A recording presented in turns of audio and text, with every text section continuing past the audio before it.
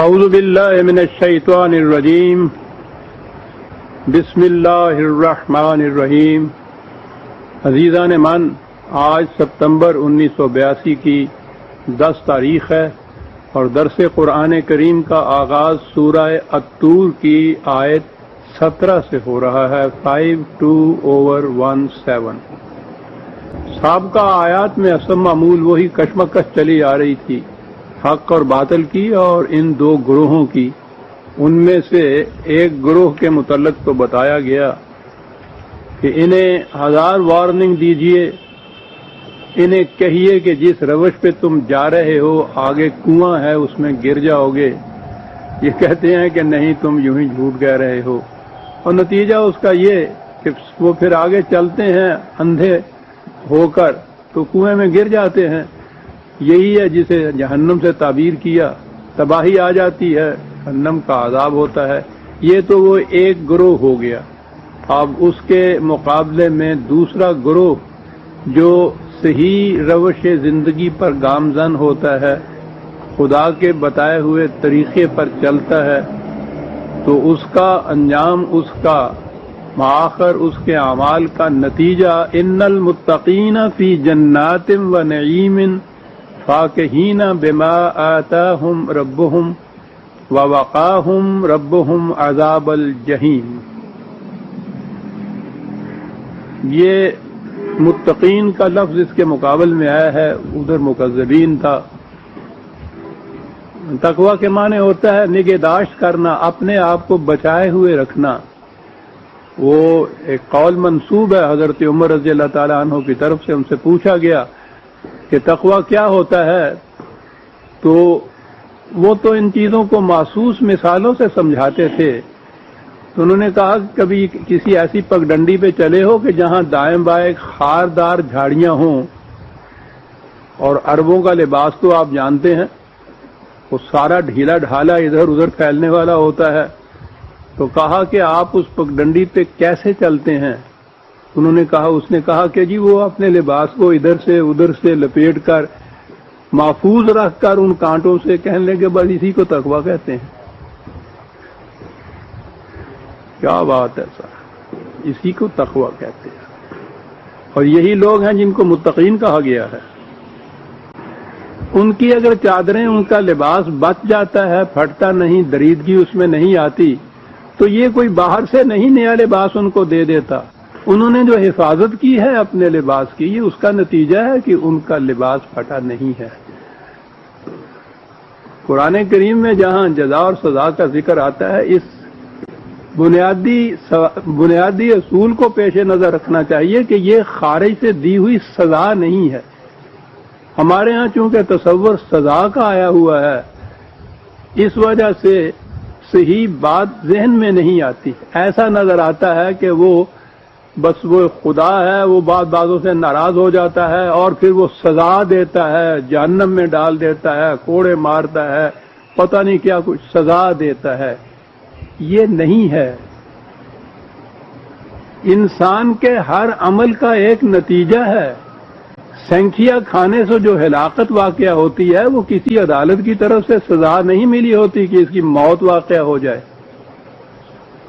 وہ خود اس سینکھیے کے اندر پوشیدہ ہوتی ہے یہ چیز کہ اس کا نتیجہ ہلاکت ہے، اور کھانے والا جو ہے اس کا یہ جو عمل ہے کہ یہ جانتے ہوئے کہ اس سے تباہی آئے گی، وہ پھر اسے کھا لیتا ہے۔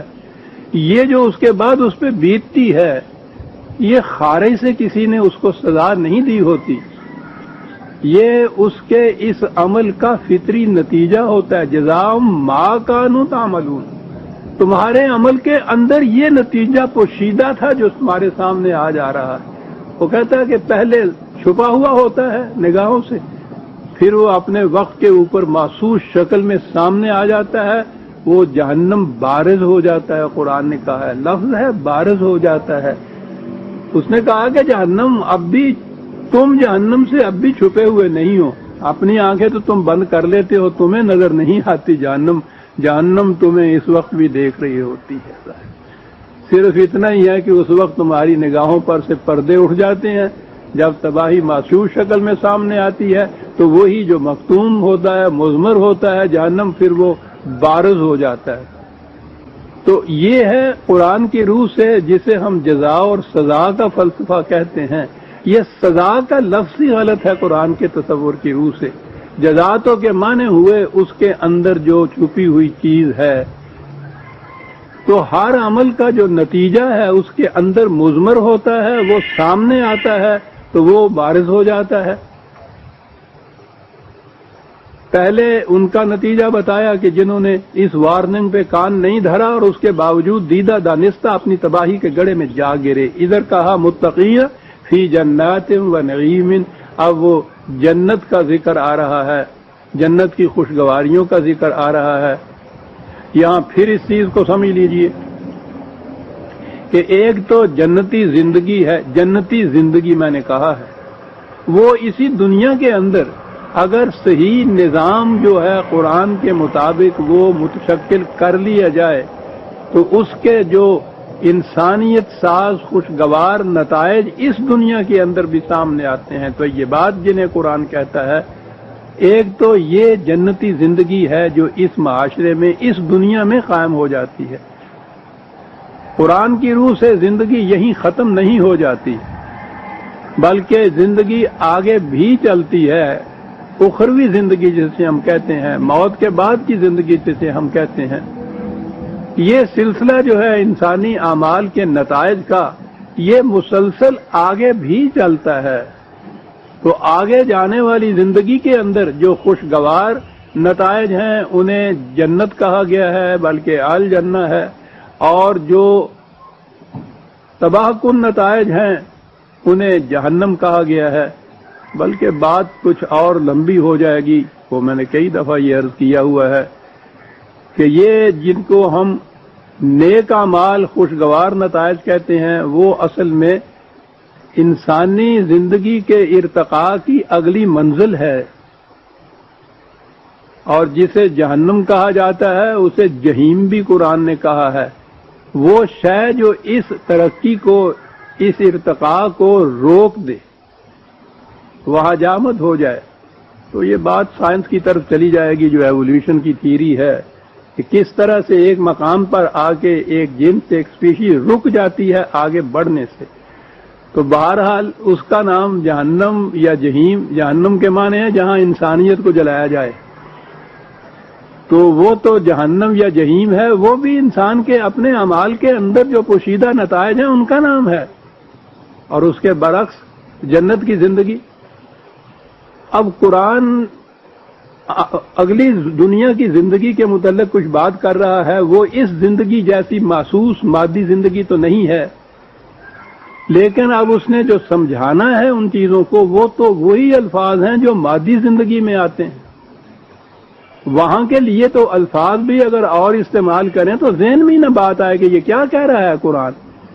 تو قرآن نے جنت کی زندگی یا جہنم کی زندگی کو مثال کے طور پر بیان کیا ہے، خود کہا ہے اس نے۔ اس کو تو ذہن میں رکھیے، اس حوالے کو بھی لیجئے، 13/35 مثل الجنت التی وعد المتقون، متقیوں کے لیے جس جنت کا وعدہ دیا جا رہا ہے، بات کی جا رہی ہے کہ وہ مل کے رہے گی، اس کی مثال یوں سمجھیے کہ تجری من تحت الانہار، آگے جو ساری باتیں، باغات ہیں، ان کے نیچے نہریں بہ رہی ہیں صاف و شفاف پانی کی، نہایت عمدہ قسم کے پھل ہیں، پھول ہیں، اور جتنی بھی اس زمانے کی مخاطب قوم عربوں کے نزدیک جتنی بھی زندگی کی خوشگواریاں ہو سکتی ہیں وہ تمام کی تمام قرآن نے جمع کر دی ہے۔ ہمارے ہاں تو ذہن میں نہیں آتا کہ صاحب یہ پانی کا بھی ذکر اتنا افراد سے قرآن نے اور بہتات سے اور کثرت سے کیا ہے کہ صاف شفاف پانی کی ندیاں بہہ رہی ہوں گی۔ عربوں سے پوچھئے کہ اس کی قیمت کیا تھی، ایک کٹورا صاف شفاف پانی کا، تو آپ کو پتا ہے کہ ایک بدو ایک بدیا کے اندر پانی لے کر ہارون رشید کے دربار میں پہنچا تھا، اور اس نے کہا کہ کیا بات ہے، کیا لائے ہو؟ کہنے کے ساتھ ایک چشمے میں سے ایسا پانی مجھے ملا جو زندگی بھر میں نے ویسا صاف شفاف پانی نہیں پیا تھا. تو میں نے کہا کہ یہ پانی تو خلیفہ المسلمین کے بعد تحفتاً لے کے جانا چاہیے، میں وہ پانی لے کے آیا ہوں. تو قرآن کریم نے جو مثال کے ذریعے سے وہاں کی زندگی بھی بتائی ہے، وہ جو عرب قوم تھی ان کی ذہنیت کو سامنے رکھ کے جو وہ سمجھ سکے، اور ان کے نزدیک ایران کے معاشرے کی جو زندگی تھی اپنے مقابلے میں، یہ بیچارے تو ابھی تک کھجوروں کی گٹھلیوں پہ گزارا کرنے والے تھے. نخلستان میں 4 درخت کہیں ہوئے، نیچے تھوڑا سا پانی ہوا، کچھ دن وہاں رہ لیے، پانی خشک ہو گیا، وہاں سے خانہ بدوش کندھوں پہ گھر کو اٹھایا، پھر چل دیے. ہر صبح سفر، ہر شام سفر، اور ساتھ ہی ان کے دیوار با دیوار ایران جیسی سلطنت، ادھر روما جیسی سلطنت، ادھر ایران جیسی سلطنت، ہزارہ سال کی تہذیب و تمدن کے خزائن ان سلطنتوں کے اندر تھے. تو یہ لوگ جب وہاں جاتے تھے تو جو کچھ وہاں دیکھتے تھے ان سے تو یقیناً ان کے منہ میں پانی بھر آتا تھا. تو قرآن کریم نے جنت کو جن مثالوں سے سمجھایا ہے، یہ ایران میں بالخصوص، روما میں بھی ساتھ، ان تہذیبوں کے اندر جو چیزیں ان کے لیے بڑی وجہ جاذبیت تھی ان سب کا ذکر کر دیا ہے قرآن نے جنت کی زندگی میں. اور یہ وعدہ فردہ ہی نہیں ہے. اسی زندگی میں حضرت فاروق اعظم رضی اللہ تعالیٰ عنہ کے زمانے میں جب یہ فتح ہوئے ہیں ایران اور روما بھی، بالخصوص ایران، مدائن کی فتح کے بعد جو وہاں سے حاصل شدہ نوادرات، جس قسم کی چیزیں ملی تھیں، انہیں جب بھیجا گیا ہے باب خلافت کے اندر، جو انہوں نے ساتھ خط لکھا ہے حضرت صاحب نے، تو آپ دیکھیے اس میں لکھا یہ ہے کہ قرآن نے جس جنت کا وعدہ اخروی زندگی میں کیا ہے وہ تو برحق، لیکن ان میں سے ایک ایک چیز ہمیں یہاں ملی ہے. تو وہ یہاں کی زندگی کے اندر بھی یہ چیزیں وہ مل گئی تھی. اس لیے میں نے اثر کیا ہے کہ یہ جو وہاں کی زندگی کے متعلق جب بات ذہن میں آئے تو سمجھ لیجئے کہ مثال ہے یہ جو دی گئی ہے. اور وہی زندگی جب یہاں آئے گی تو وہ ہماری مادی زندگی کے متعلق سارے ساز و سامان ہوں گے، وہ یہاں میسر آئیں گے تو سمجھ لیجئے کہ اسلامی نظام کے نتائج. اور اس کے بعد جب وہاں جائیں گے تو وہاں جس طرح سے وہ آئیں گے آج ہم سمجھ نہیں سکتے. قرآن نے کہا ہے کہ تمہاری نگاہوں سے ہم نے جس ٹھنڈک کو پوشیدہ رکھا ہے تم آج اس کو سمجھ بھی نہیں سکتے. بات ٹھیک ہے، وہاں کی زندگی آج کی زندگی سے بالکل ایک مختلف سطح کی زندگی ہے. تو دونوں چیزوں کو سامنے رکھیے. یہاں کی جنتی زندگی کے متعلق سوچنا ہو تو بالکل یہی چیزیں ایسی ہی ہیں. اخروی زندگی کی جنت کے متعلق سمجھنا ہو تو کہیے کہ مثال کے طور پر یہ بات سمجھائی گئی ہے. مثل الجنت اللہ تھی، ابھی جو میں نے عرض کیا ہے وہ کیا ہے؟ جنات و نعیم. جنات ایک جنت نہیں، باغات بلکہ یہ کہا گیا ہے. نعیم رات الذین انعمت علیہ، نعمت جسے آپ کہتے ہیں. نعیم کا جو لفظ آتا ہے، نرم و نازک خوشگواریاں جو ہوں ان کے لیے یہ لفظ آتا ہے. نعیم کا لفظ آتا ہے فاکہین بما آتاہم ربہم، وہ جو کچھ ان کا نشو و نما دینے والا. رب کا لفظ خاص طور پر آتا ہے کیونکہ وہ تو نشو و نما جاری ہے ان کی. ان کو جو کچھ وہ دیتا ہے اس سے وہ بہت خوش ہوتے ہیں. ایک فقاہت کا لفظ ہے، عجیب قسم کی خوشی کے لیے یہ لفظ بولا جاتا ہے، غیر محسوس سی خوشی جو ہوتی ہے. وَوَقَاهُمْ رَبُّهُمْ عَذَابَ الْجَحِيمِ. یہاں ایک اور اہم چیز آئی. ہمارے ہاں چونکہ سزا کا تصور ذہن میں ہے، اس لیے عام طور پہ آپ نے یہی سنا ہوگا جب یہ سوال کیا جاتا ہے کہ صاحب یہ جو گناہ گار ہیں ان کے گناہ بھی ہیں، انہوں نے نیکیاں بھی کی ہیں، وہاں جا کے کیا ہوگا؟ تو وہ کہا یہ جاتا ہے کہ گناہوں کی سزا بھگتنے کے لیے پہلے جہنم میں بھیجا جائے گا اور وہاں اتنی سزا بھگتنے کے بعد پھر ان کو جنت میں منتقل کیا جائے گا جو ان کے نیک اعمال ہیں ان کا بدلہ دینے کے لیے. یہی تصور ہمارے ہاں، یکسر قرآن کے خلاف. قرآن تو بڑی بلند سائنٹیفک سطح پہ گفتگو کرتا ہے. خود قرآن کے خلاف جو اس نے یہ کہا ہے، مثال دے کے کہا ہے کہ تولے جائیں گے، میزان کھڑی کی جائے گی اعمال کو تولنے کے لیے، اور اس میں من ثقلت موازینہ فہو فی عیشۃ راضیہ، من خفت موازینہ امہ حاویہ غالباً. یعنی وہاں پلڑے کے جھکنے اور اٹھنے کا سوال ہے، یہ نہیں کہ جس کا یہ پلڑا جو ہے خوشگواریوں کا یا نیکیوں کا آپ کہیے وہ جھکا ہے، اس کے مقابلے میں برائیوں کے پلڑے میں کچھ بھی نہیں ہے، وہ ہلکا ہے، یہ بھاری ہے. اور اگر وہ بھاری ہے یہ ہلکا ہے تو ڈٹرمننگ فیکٹر، فیصلہ کن حقیقت یہ ہے. انسان معصوم تو ہوتا ہی نہیں ہے، کوئی نہ کوئی لغزش تو اس سے ہوتی ہے. تو اس میں دیکھنا، قرآن نے کہا ہے کہ ان الحسنات یذہبن السیئات، حسنات انسان کی جو ہیں وہ ان کی ان برائیوں کی ان نتائج کو ڈھانپ لے گی، لے جائے گی. وہ جو میں مثال دیا کرتا ہوں کہ وہ جو پاس مارکس ہوتے ہیں امتحان کے اندر 60%، 70%، وہ جو 40% غلطیاں ہوتی ہیں پرچے کے اندر وہ کور اپ ہو جاتی ہیں اس 60% سے، 60% سے. تو قرآن نے تو خود بتایا ہے پلڑے کا بھاری ہونا، پلڑے کا ہلکا ہونا. تو یہ نہیں ہے کہ جو پلڑا ہلکا ہے اس میں یہ دیکھا جائے گا کہ صاحب اچھا کتنے مہینے کی پہلے ان کو سزا دی جائے، جہنم میں بھیجا جائے، اور وہ سزا بھگتنے کے بعد پھر کہا جائے کہ آپ جنت میں بھیج. قرآن نے کہا ہے کہ اہل جنت جہنم کی سنسناہٹ تک نہیں سنیں گے. اور یہاں وہ لفظ ہے جس کے لیے مجھے یہ تفصیل بتانے کی ضرورت پڑی، وَوَقَاهُمْ رَبُّهُمْ عَذَابَ الْجَحِيمِ، بالکل محفوظ رکھے گا ان کا خدا اس جام سے. وہاں تو انداز یہ ہے، سزا کا تصور ذہن میں لے آئیے تو سب یہ چیزیں آ جاتی ہیں پھر کہ ٹھیک ہے جی جو گناہ کیا اس کی سزا بھی تو ملنی چاہیے، اور اس سزا کے لیے پھر پہلے جہنم میں بھیج دیتے ہیں. یہ تصور قرآن کی روح سے غلط ہے. جس کا پلڑا بھاری ہے وہ اگلی جماعت میں جانے کا مستحق قرار دیا جاتا ہے. قرآن نے بھی یہی کہا. اور میں نے عرض کیا کہ یہ چیزیں تو نصاب کے طور پہ کلاسز میں درس کے طور پر یا نصاب کے طور پر بتانی ہے. جو میں بتاؤں کہ نظریہ ارتقاء یا ایولیوشن تھیوری کے اندر سائنٹسٹ نے کیا یہی بات کہی ہے جو قرآن کہہ رہا ہے کہ جس چیز کے اندر صلاحیت ہوتی ہے آگے بڑھنے کی، اس کی کمزوریاں، اس کی صلاحیت جو ہے اس کی کمزوریوں کو دبا دیتی ہے، وہ آگے بڑھ جاتی ہے. اور جس کی کمزوریاں زیادہ ہوتی ہیں وہ نو وہیں کی وہیں رک جاتی ہے یا ختم ہو جاتی ہے.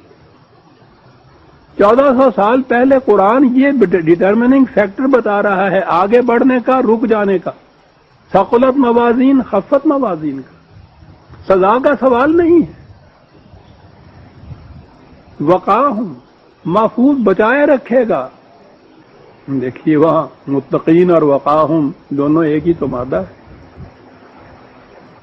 کس سے بچائے گا؟ عذاب الجحیم یہاں لفظ آیا، وہ میں نے عرض کیا تھا نا، جحیم کے معنی ہے وہ شاید جو راستے میں رکاوٹ بن کے کھڑی ہو جائے. کیا بات ہے، کہیں فرصت ہوتی یہ چیزیں تو ایک ایک لفظ کے متعلق میں عرض کرتا کہ عصر حاضر کے علوم میں ان کی اہمیت کیا ہے، ان الفاظ کی جو قرآن استعمال کر گیا. عذاب جحیم سے بچائے گا، رکاوٹ نہیں بنے گی کوئی چیز ان کے راستے میں آگے بڑھنے کے لیے.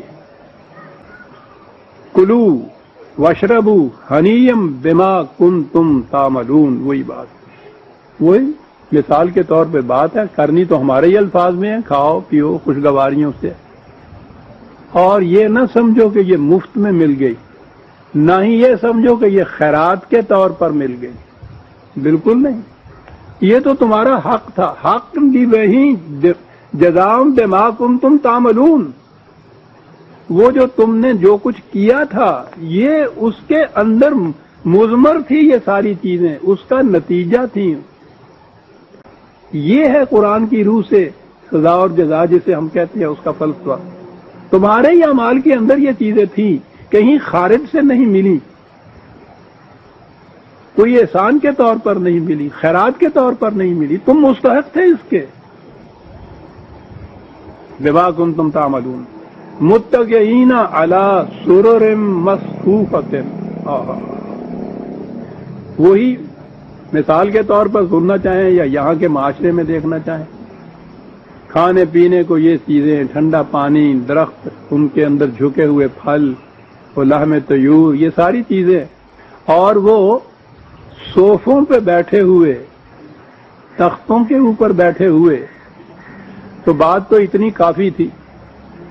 لیکن قرآن تو ہر مقام پہ اپنا جو اس کی تعلیم کا ملخص ہے اس کو بھی ساتھ رکھتا ہے. یہاں کسی جگہ بھی نشستوں کو دیکھیے، اس میں طبقات کا اہتمام ہوتا ہے، طبقات کا اختلاف ہوتا ہے. یہ سرکاری تقاریب کے اندر ہم لوگ تو ان کو آج کل صرف ٹی وی پہ ہی دیکھتے ہیں، میں تو سروس میں رہا ہوں، مجھے پتا ہے کہ وہاں یہ جو چیز ڈٹرمن کی جاتی تھی صفحے اول میں کون کون کس کس عہدے کے، اس صفحے اول میں پھر دائیں سے لے کے بائیں تک کس طرح سے نیچے اوپر، پھر اوپر یہ جانے والے، نیچے جانے والے، ہر جگہ طبقات کا خیال لحاظ رکھا جاتا ہے. اسلامی نظام میں طبقات کہیں نہیں ہوتے، وہاں انسان اور انسان میں فرق صرف کفر اور ایمان کا ہوتا ہے، اعمال کے وزن کا ہوتا ہے. طبقات جسے ہم کہتے ہیں وہ ہمارے ہاں تو یہ پستیاں اور بلندیاں نیچ ذات کا، اونچی ذات کا، غریبی اور امیری کے تفاوت جتنے ہیں، عہدوں کے تفاوت، اور قدم قدم پہ برادریوں کے تفاوت. تو آپ نے دیکھا ہوگا پرچے میں بھی نکلا تھا یا کسی مجسٹریٹ نے یہ کہا تھا کہ یہ سزا تو اس کو، اس نے کوئی یہ جرم کیا تھا زنا کا، کہ وہ اتنی ہی سزا دینی چاہیے، لیکن یہ میراثی ہے اور وہ لڑکی سیدزادی ہے، اس لیے اس کو دگنی سزا ملنی چاہیے. یعنی اس جرم میں بھی یہ تفاوت جو ہے اس کو ذہن میں رکھا جا رہا ہے. قرآن کی روح سے یہ تفاوت طبقاتی، نسلی، برادری کے،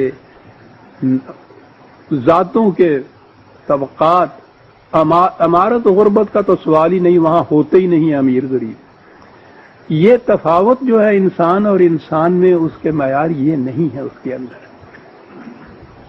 جو بھی اہل جنت اس نے قرار دے دیا جن کو، وہ اس میں انٹر ہو گئے. سررن تو کہا تھا کہ وہ تختوں پہ بیٹھے ہوئے ہوں گے.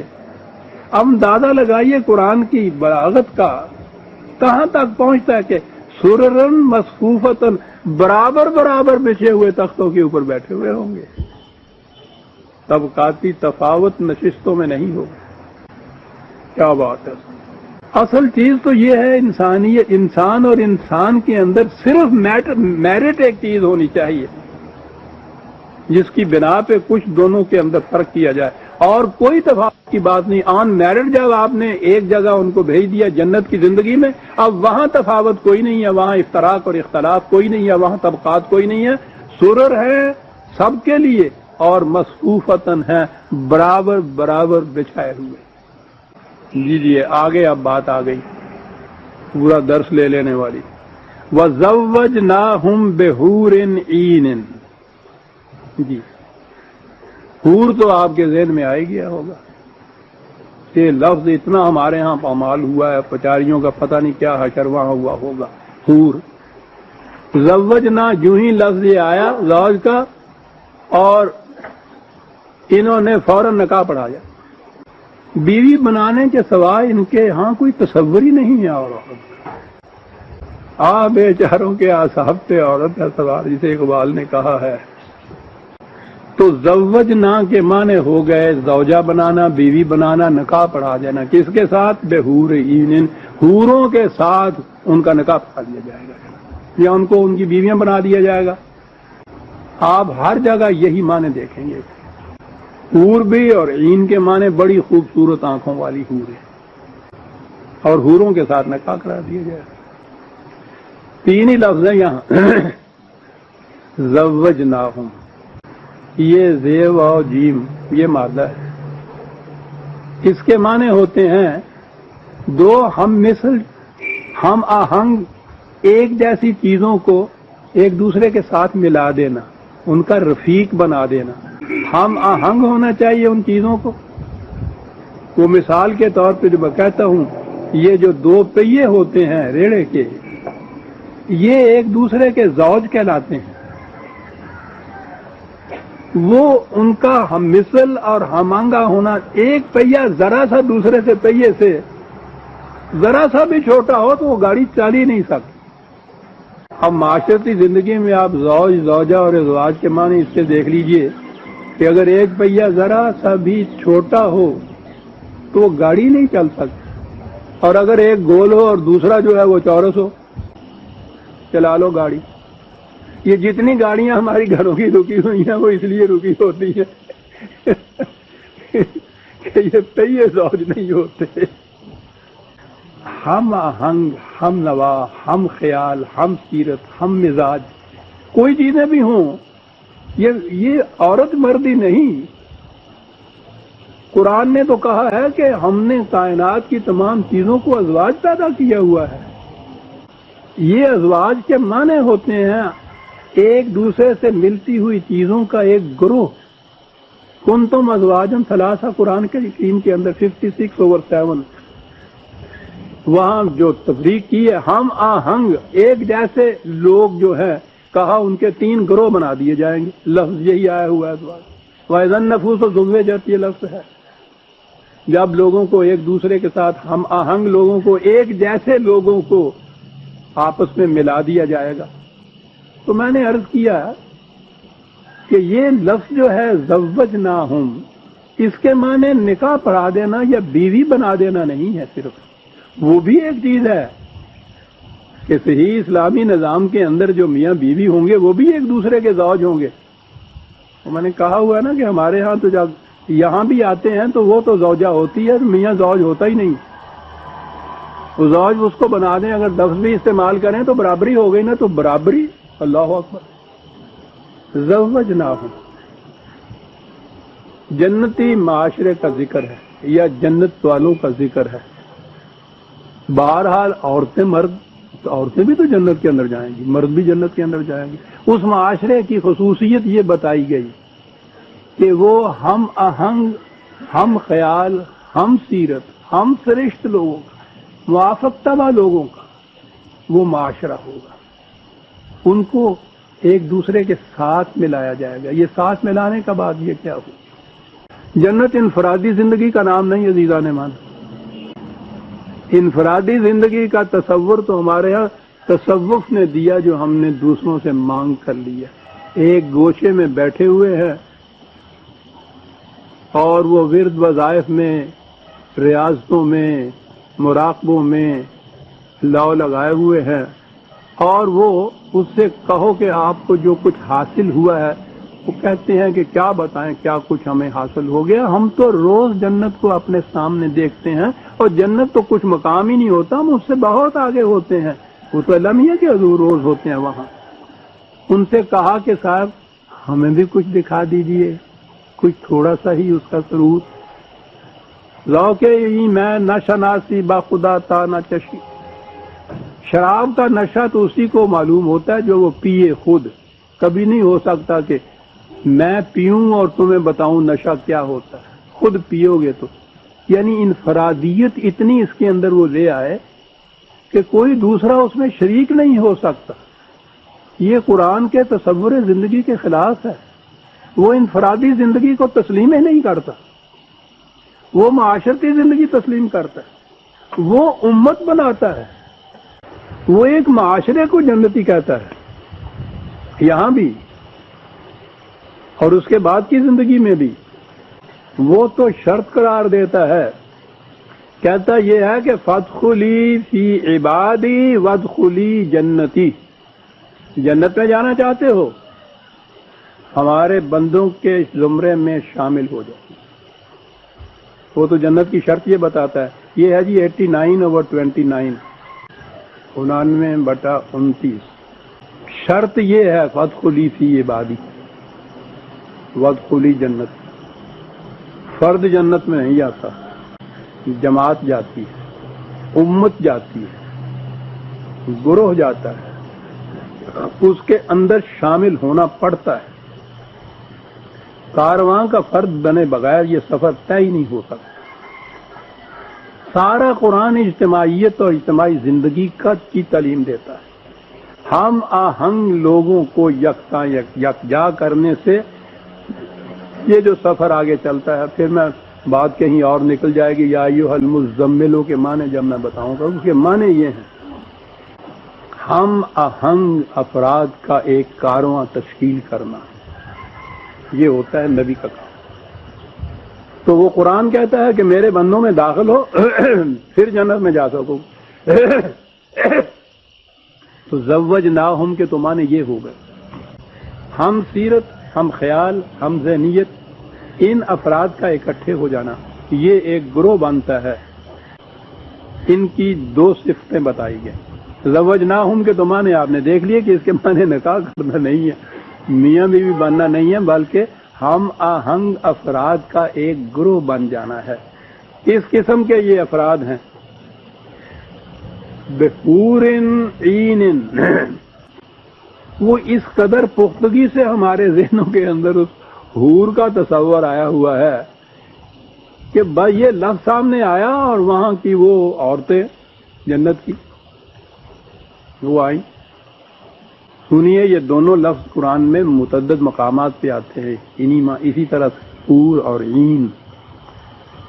یہ لفظ حورن جو ہے اس کا مادہ ہے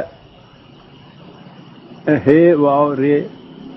اس مادے کے بنیادی معنی آپ کو پتہ ہے نا کہ عربوں کے ہاں الفاظ کے معانی مرتب کیسے کیے جاتے تھے۔ مادہ ہوتا تھا ایک، اور اس کے اندر وہ جتنی اس کی خصوصیات ہوتی ہیں وہ ساری اس مادے کے اندر لاتے تھے۔ وہاں سے پھر مختلف ابواب کے مختلف شکلوں کے الفاظ پھر وہ قاعدے کی روح سے وہ اس سے تراشتے تھے، بناتے تھے۔ ان میں وہ بنیادی خصوصیت بہرحال ہونی چاہیے جو مادے کی خصوصیت ہے۔ عجیب سائنٹیفک لینگویج ہے یہ۔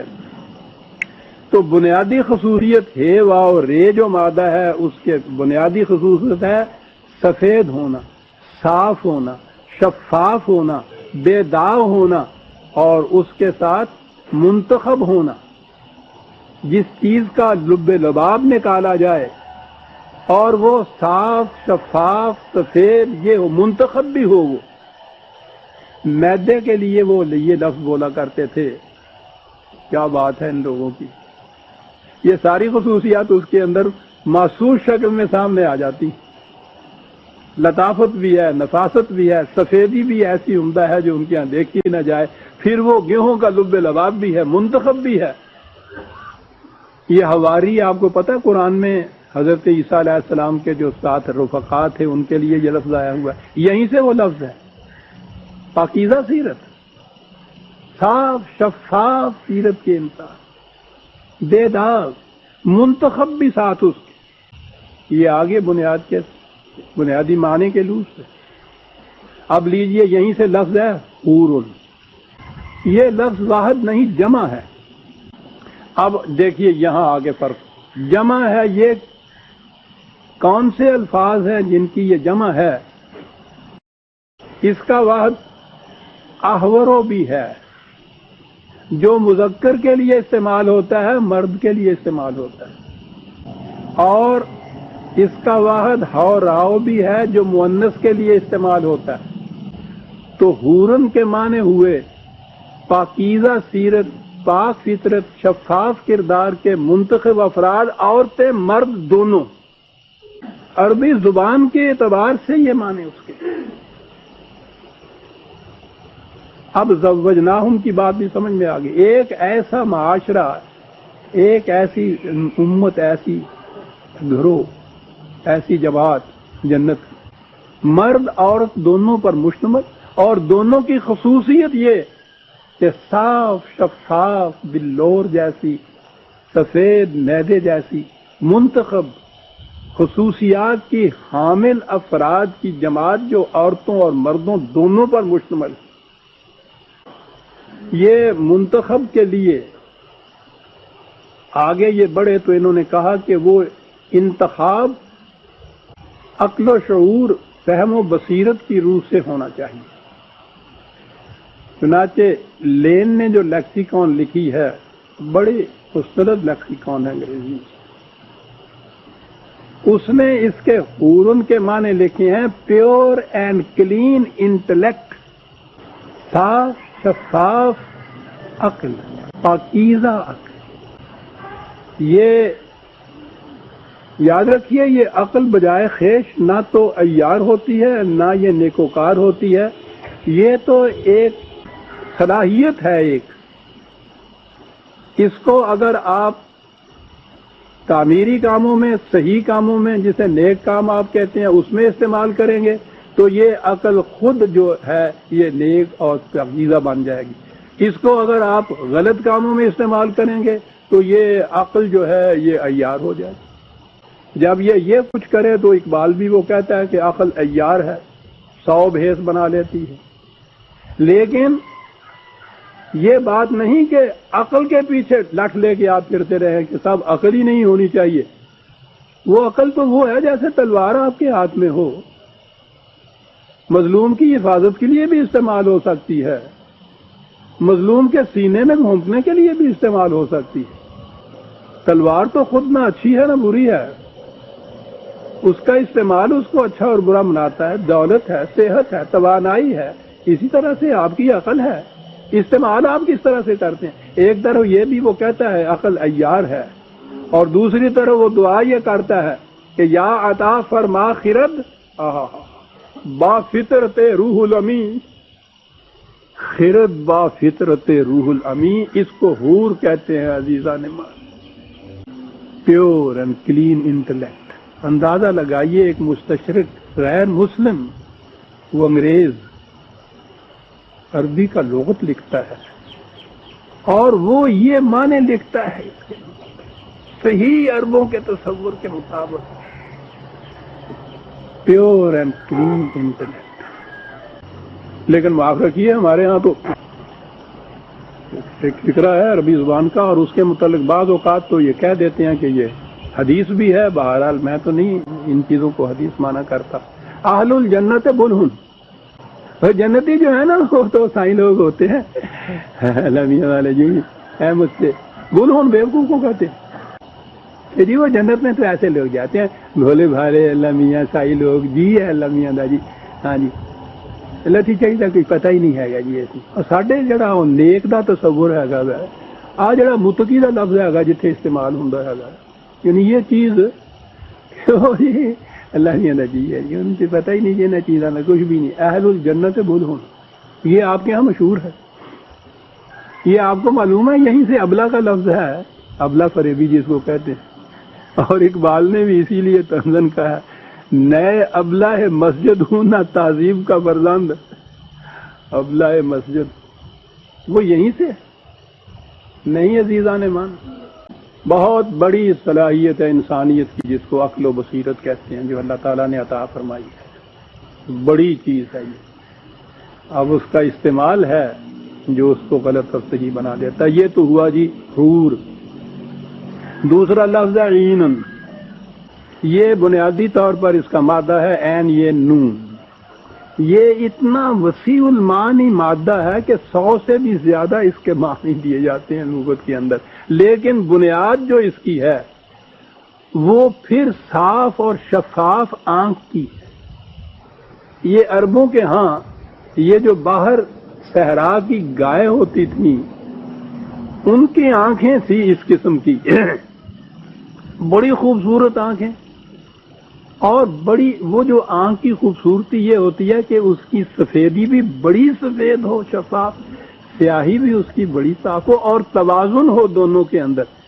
ذرا سی سیاہی بڑھ جائے یا ایک طرف کو ہو جائے تو ساری خوبصورتی ختم ہو جاتی۔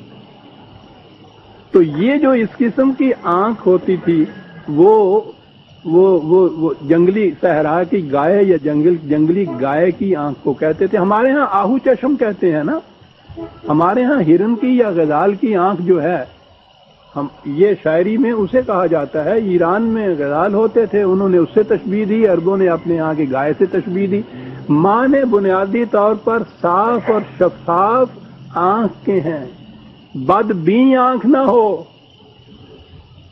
صاف اور شفاف ہو کہ نظر بھی اس کو سب کچھ آئے، اور نیک بین ہو، بد بین نہ ہو.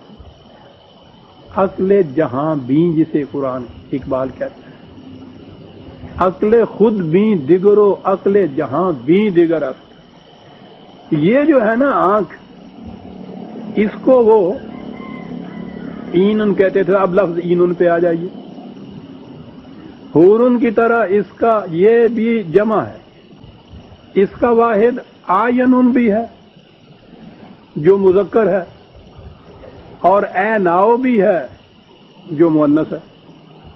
تو یہ پھر مذکر اور مؤنث دونوں کے لیے بولا جاتا ہے، حور بھی اور اینن بھی.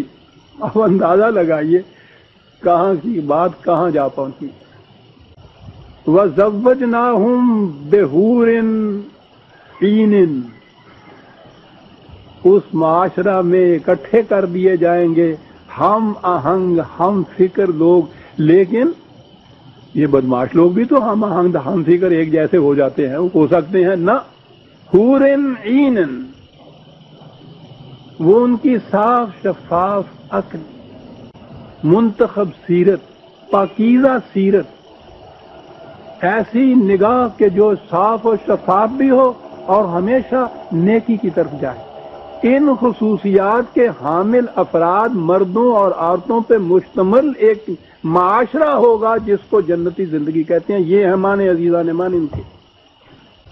لیجیے، وَزَوَّجْنَاهُمْ بِحُورٍ عِینٍ وَالَّذِينَ آمَنُوا وَاتَّبَعَتْهُمْ ذُرِّيَّتُهُمْ بِإِیمَانٍ أَلْحَقْنَا بِهِمْ ذُرِّيَّتَهُمْ.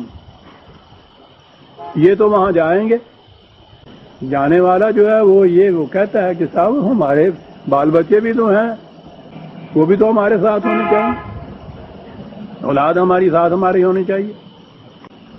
بلکہ وہ تو کہنے ریل ادا کرایا ہوتا بچے کا، یہ ساتھ ہونی چاہیے. کہا کہ یہاں کسی کی اولاد ہونا جو ہے یہ کوئی استحقاق نہیں ہے جنت میں جانے کا.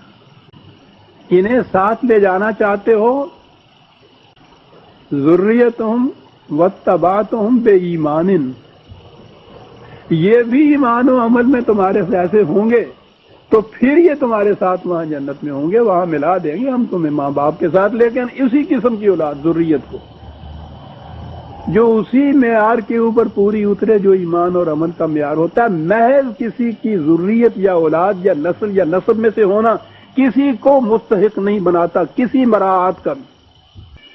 قرآن تو آیا ان چیزوں کو مٹانے کے لیے تھا عزیزان مان. یہ نسلی امتیازات کے، یہ اونچی ذات کا ہے، یہ نیچے کی ذات کا ہے، یہ بڑے کا بیٹا ہے، یہ چھوٹے کا بیٹا ہے. وہ جو پیدا ہونے والا ہے وہ اس سے کسی نے پوچھا تھا کہ بتاؤ یہ نیچی ذات والے کے گھر پیدا کر دیں، تمہیں شودر کے گھر یا سید کے گھر پیدا ہونا چاہتے ہو؟ وہ تو ایک طبیعی فعل ہے، اس کے نتیجے میں ایک بچہ پیدا ہوتا ہے. وہ تو نہ خود بلند ہوتا ہے نہ پست ہوتا ہے. لیکن قرآن کی روح سے وَلَقَدْ كَرَّمْنَا بَنِي آدم، ہر انسانی بچہ ہونے کی جیسے یکساں واجب التکریم ہے. کیا بات ہے سر! تفاوت اور طبقات سے تمام معیار ختم کر دیے 3 لفظوں کے اندر قرآن نے. ہر انسانی بچہ، صرف انسانی بچہ ہونے کی بنا پر یکساں واجب التکریم.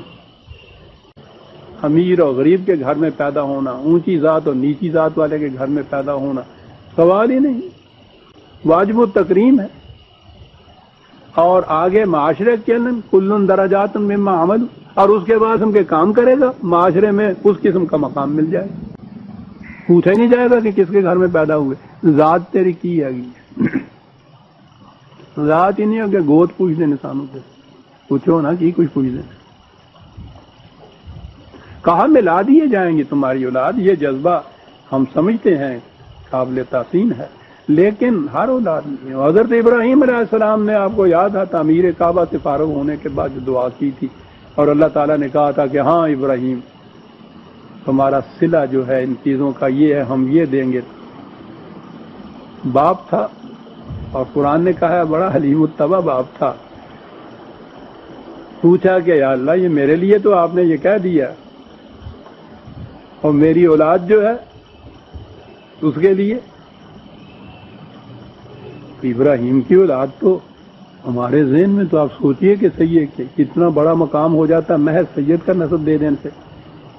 میری اولاد کے متعلق لا ینال عہد الظالمین، تو اگر ظالم ہوں گے تو پھر ان سے یہ وعدہ پورا نہیں کیا جا سکتا. اولاد ابراہیمی ہونے میں کوئی وجہ ترجیح نہیں ہے عزیزان مان، نسب اور حسب کا کوئی ترجیح یہاں نہیں ہے. یہ سب غیر قرآنی تصورات ہیں. انہی ذریت میں سے انہی کو تمہارے ساتھ ملایا جائے گا جو ایمان میں تمہارے ساتھ ہوں گے. وما علتناہم من عملہم من شیء. ہاں یہ بات ضرور کہ کسی کے عمل میں سے کوئی ذرہ برابر کمی نہیں کی جائے گی، پورا پورا اس کا بدلہ. وہ تو میں نے عرض کیا ہے کہ اس میں کمی اور زیادتی کا سوال ہی نہیں ہے، وہ تو اس کے اندر موجود ہوتا ہے. اب یہ رہا کہ وہ ذریت کوئی کام نہیں دے گی، نسب اور حسب کام نہیں دے گا، کام کیا چیز دے گی؟ ایک فکرہ ہے عزیزان من، پتہ نہیں کتنے کتنے اصول ہیں دنیا کے جن کے اوپر وہ بھاری ہے، اور کن الفاظ میں بات کہی. کل امرئ بما کسب رہین، کہا سن رکھو. اب یہ کن الفاظ میں میں اس کا ترجمہ کروں؟ ہر شخص جو کچھ اس نے کیا ہے ہی از باؤنڈ بائی اٹ، جسے کہتے ہیں نا پلیج ہو جانا کسی کے لیے. رین رکھا ہوا ہے ہمارے ہاں جس چیز کو کہتے ہیں. ہر شخص اپنے آپ کو باؤنڈ کر دیتا ہے ان چیزوں سے جو وہ کرتا ہے. وہ رین رکھا جاتا ہے اپنے اعمال، اس کے اعمال اس کے گرد گھیرا ڈالے ہوئے ہوتے ہیں. صرف یہ چیز ہے، ہر فرد ان اعمال کے اندر گھیرا ہوا ہوتا ہے. اب اس میں حسب اور نسب کا رعایت کا سوال ہی کچھ نہ ہوا. کل امرئ بما کسب رہین. یہ قانون مکافات عمل کچھ کسی قسم کی اس میں رعایت آپ دیکھتے ہیں. ہر فرد اپنے اعمال، اس کے اعمال اس کے گرد ایک گھیرا ڈالے ہوئے ہوتے ہیں. وہ باؤنڈ بائی جو ہے وہ اس کے لیے صحیح لفظ آ سکتا ہے، پلیج بھی ہوتا ہے. یہ تو ہوا ان کے متعلق. وَأَمْدَدْنَاهُمْ بِفَاكِهَةٍ وَلَحْمٍ مِّمَّا يَشْتَهُونَ. اور اس کے علاوہ ہم ان کو اور بہت سے پھل بھی دیں گے، اور پھر وہ گوشت بھی ہوگا. لحم طیور بھی کہا ہے، پرندوں کا گوشت بھی ہوگا. اور کس قسم کا گوشت؟ مما یشتہون، جس قسم کا چاہو گے. ٹھیک ہے، ایک ہی قسم کا گوشت سب کو دیا جائے طبیعت اکتا جاتی ہے. مما یشتہون. اور دوسرے مقام پہ تو آپ کو معلوم ہے نا جو قرآن نے کہا تھا کہ یہ جو کچھ مانگو گے ملے گا، جو کچھ چاہو گے ہوگا. وَلَنَا مزید.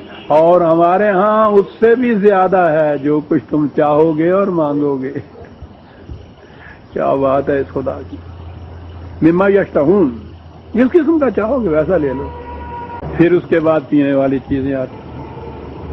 وہ لفظ تو اس کے لیے وہ شراب کا آ جاتا ہے، لیکن عربوں کے ہاں تو ہر پینے والی چیز کو شراب کہتے تھے. ہمارے ہاں یہ نہیں کہتے. ہمارے ہاں تو شراب ہی ہوتی ہے جس کو وائن کہتے ہیں. تو ان کے ہاں ہر پینے والی چیز کو یہ کہہ دیتے تھے. پینے والی چیزیں قرآن نے یہ کہا ہے کہ مزاج و زنجبیل، توانائیاں دینے والی چیز. اب دیکھیے بات وہ ان محفلوں کا کرتا ہے، محفلوں کی بات کرتا ہے جو روم میں تھے. وہاں تو پھر آپ سمجھتے ہیں نا کہ شراب کے پیالے کس طرح سے چلتے تھے، محفلیں کیسے جمتی تھیں ان کے ہاں. ذکر تو ان کا کرتا ہے، لیکن اس کے ساتھ خصوصیت کیا بیان کرتا ہے سنی. یتنازعون فیہا کاسا لا لغو فیہا ولا تاثیم. وہ پیالے، وہ کچھ پینے کو ملے گا جس کا نتیجہ یہ جسے ہم شراب کہتے ہیں، اس کا نتیجہ کیا ہوتا ہے؟ پہلی چیز اس میں یہ ہوتی ہے کہ انسان بڑے لغب بکواس کرنی شروع کر دیتا ہے، لغب باتیں کرنی شروع کرتا ہے، وہ ہوش تو قائم نہیں رہتے نا پھر. پہلی چیز لغو ہوتی ہے اس میں. اور جب نشہ اترتا ہے جسے خمار کہتے ہیں، وہ کہتے ہیں ہڈیاں توڑ چھوڑنا خمار جڑا ہوتا ہے. یہ جو اس سے افسردگی اضمحلال پیدا ہوتا ہے، ہڈیاں ٹوٹنے والی چیز جو پیدا ہوتی ہے خمار، کہا نہ تو اس کے اندر لغو ہوگی کہ بکواس شروع کر دے انسان، اور نہ ہی یہ ہوگا کہ اس کے بعد خمار ایسا ہو جو افسردگی اور اضمحلال پیدا کر دے. اسم کے یہ معنی ہوتے ہیں. ہمارے ہاں تو اس کا ترجمہ ہی گناہ کر دیا جاتا ہے. پینے کے لیے ایسی چیز ہے کہ جس کے نتیجے میں نہ تو ہوش و حواس گم ہو اور نہ اس کے بعد اس کا خمار ایسا ہو کہ انسان کی رہی صحیح توانائی بھی ختم ہو جائے، اضمحلال پیدا ہو. اس قسم کی چیز، بلکہ وہ تو توانائیاں عطا کرنے والی چیزیں ہیں جو قرآن نے بتایا ہے کہ وہاں یہ چیزیں اور ملیں گی اور توانائیاں ملیں گی. اب یہاں ہے یتنازعون فیہا. عام طور پہ کہا یہ جاتا ہے کہ ایک دوسرے سے جیسے چینا جھپٹی ہوتی ہے نا، تنازع کے معنی یہ لے لیے جاتے ہیں. جھگڑا بھی معنی ہوتا ہے تنازع کا، تو ہمارے یہاں تنازع کے معنی جھگڑا ہوئے اور یہ ہوا کہ بس پھر وہ ایک دوسرے کو کھو کھا کے پیتے ہوں گے. چل بھائی اندازہ لگاؤ. دوسری بڑا خوبصورت لفظ ہے یہ. اس قسم کی محفلوں میں جب ہم آہنگ بے تکلف دوست بیٹھے ہوں، شراب کو تو چھوڑ دیجئے، عام کھانے پینے کی چیزوں میں آپ دیکھیں گے کہ ایک کھا رہا ہے، دوسرا لپک کے اس سے لے لالا اور سارا ہی کھا گیا. یہ باہمی یگانگت اور محبت کے بے تکلفانہ محفلیں ہوتی ہیں. یعنی کہاں تک جاتا ہے قرآن عزیزان مان. آپ غور کیجئے کیا نقشے کھینچتا ہے. ہم آہنگی ہے، اس قسم کے دوست بیٹھے ہوئے ہیں، کسی قسم کی غلط فہمی نہیں، بے تکلفی ہے، تو وہ کہلاتی اس قسم کی چیز کہ لپک جھپک کے ایک دوسرے سے لے لیں گے کہ بھائی سارا حصہ پی جاؤ، میرا بھی حصہ اس میں سے رکھو. کہنے لگا یہ اس قسم کی محفلیں ہوں گی اس کے اندر. کیا خوبصورت محفلیں ہیں. ایک لفظ اور بھی لے لیجئے، وَيَطُوفُ عَلَيْهِمْ غِلْمَانٌ لَهُمْ كَأَنَّهُمْ لُؤْلُؤٌ مَكْنُونٌ. اگلی بات پھر یہ آگے کہ وہ غلمان ان کے گرد گھومیں گے. اور جیسے حور کی طرف یہ بات آئے، ادھر آپ غور فرمائیے غلمان کے معنی تصور میں کیا لیا ہے. لڑکے اس کے عام معنی کیے جاتے ہیں. اس کے معنی بیٹے بھی تو ہیں. یہ بیٹا لڑکا نہیں ہوتا. عربی زبان کے اندر بولا جاتا ہے خاص عمر سے خاص عمر تک، مثل بھیگنے تک، جو جوانی کی ابھار تک کی عمر کا بیٹا بھی جو ہے اس کے لیے لفظ تو غلام آتا ہے. قرآن نے بشارتیں دی ہیں حضرت ابراہیم کو اور وہ غالباً حضرت زکریا کو، اس میں یہ لفظ آئے ہوئے ہیں. بیٹوں کا بھی کہتا. ابھی پچھلی آیت میں یہ تھا نا کہ ان کی ذریت، ان کے بال بچے، ان کے بیٹے، وہ کہا وہ بھی ساتھ ہوں گے. تو کہا وہ ساتھ ہوں گے، جو صاحب ایمان ان میں سے ہوں گے وہ بھی وہاں ہوں گے، وہ وہاں کام کاج کر رہے ہوں گے گھروں کے اندر. ان کے لیے جو تعاون علیہ کہا، بڑوں کی جیسے کچھ خدمت سی کرنے والے ہوتے ہیں وہ یہ ہوں گے. یہ ہیں جن کے غلمان کے معنی ہیں. اور ان کی بھی اتنی سی بات نہیں کی غلمان کہہ کے چھوڑ دیا ہے. لو مکنون. کیا بات ہے صاحب. بے داغ جوانی سفیدہ سحر کی طرح. بات آئی نا جو نوجوان لڑکوں کی، تو اس عمر کے اندر تو آپ دیکھتے ہیں، لیکن یہ بے داغ جوانی ان کی کیسے بنی. واہ واہ کیا تشبیہ ہے. کہا یہ وہ موتی تھے جو سیپ میں اپنے آغوش میں جن کو پرورش کیا ہوا تھا، باہر کی ہوا نہیں لگنے دی تھی ان کو. آہا قرآن ہے. اس طرح پرورش یافتہ غلمان بچے کہ وہ یہ موتی کیسے بنتا ہے. یہی ہے نا کہا جاتا ہے. ویسے تو پانی کا قطرہ ہوتا ہے، لیکن وہ سیب کی آغوش میں اس طرح سے پرورش پاتا ہے. اقبال کی تشبیہ کے دعا جو اس نے مانگی تھی،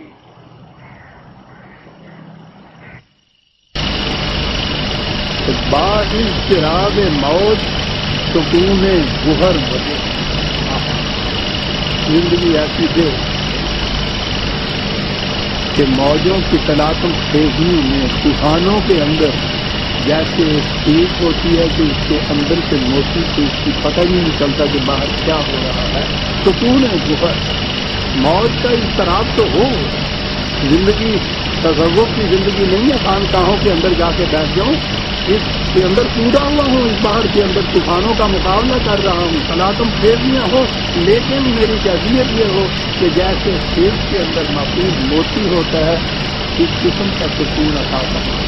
یہ ہے جو لوگ مقبول خیز کے اندر پرورش یافتہ موتی, اس قسم کے وہ لڑکے جوان غلام بچے ان کے وہ بھی ان کے ساتھ ہوں گے. اور اگلی بات یہ جو میں کہا کرتا ہوں, جس سے میں ڈرا بھی کرتا ہوں, یہ بات اکثر ہوتی ہے کہ جی وہاں کچھ ایک دوسرے کو پہچانیں گے بھی, ہم وہاں جانیں گے بھی کہ یہ قرآن کہتا ہے ایک دوسرے کو پہچانیں گے. وَأَقْبَلَ بَعْضُهُمْ عَلَى بَعْضٍ يَتَسَاءَلُونَ, ایک دوسرے کو ملیں گے, خوش آمدید کہیں گے, السلام علیکم, اچھا آپ بھی آ گئے, اور یار میں تو انتظار کرتا تھا, میں کہ رہ ہی نہ جائیں, بڑی خوشی ہوئی آپ کو, میں آ گیا تم بھائی, اچھا بڑی خوشی ہے ایک دوسرے کو. یہ چیز ہے پہچاننے والی. اور وہی پہچاننے والی چیز یہ جو میں کہا کرتا ہوں کہ میں تو جب اس پہ غور کرتا ہوں تو چیخیں نکل جاتی ہیں عزیزان من. قرآن کہتا ہے کہ وہاں صورت یہ ہوگی کہ یہاں جن لوگوں کے ساتھ تمہارے معاملات پڑے تھے اور کیفیت یہ تھی کہ تم بڑے معتبر بنے ہوئے تھے, بڑا اعتماد جمایا ہوا تھا, بڑے امانت دار, دیانتدار, نیککار, سب کچھ دل میں کچھ تھا اس کے متعلق وعدہ دے رہے تھے کہ یار میں تو تمہاری خاطر جان دے دوں گا, اندر تھا یہ چورا کہ تم ادھر ذرا رخ کرو, چھرا گھوم دوں گا تمہیں, تم نے سمجھا کیا میرے متعلق, یہ کچھ دلوں کے اندر سب کچھ. کہا وہاں جاؤ گے تو یہ سامنے ہوگا, اور جو کچھ تم دل میں اس کے متعلق سوچ رہے تھے وہ یہاں ہو کے سامنے آ جائے گا. جن کے سامنے اس دنیا میں ہم اتنے معتبر بنے ہوئے پھرتے ہیں عزیزان من, ساری زندگی ان سے چھپائے ہوئے اپنے آپ کو ہوتے ہیں, وہ سامنے ہوں گے اور جو کچھ سینوں میں تم نے رکھا تھا وہ کھل کے سامنے آئے گا. میں کہا کرتا ہوں کہ سب سے بڑا جہنم یہ ہے عزیزان من کہ جن میں ہم اتنے معتبر بنے ہوئے ہیں ان کے سامنے ہمارے سینوں کے سارے راز جو ان کے خلاف تھے وہ نثر کے سامنے آ جائے اور ایک دوسرے کو ہم پہچان رہے ہوں. کیوں تم یہ تھے, اللہ اکبر, اس سے بڑا جہنم کیا ہو. تو یہ ہے قرآن نے کہا کہ وہ ایک دوسرے کو پہچانتے ہوں گے, ایک دوسرے سے باتیں کریں گے, پوچھیں گے ایک دوسرے سے. پھر میں آگے بات کروں گا, آگے آتی ہیں وہ 2-3 آیتیں کہ پوچھیں گے کیا, جواب کیا ملے گا. اب وقت ہو گیا ہے. سورہ الطور کی آیت 25 تک ہم آ گئے, 26 پہ آئندہ لیں گے. ربنا تقبل منا انک انت السمیع العلیم.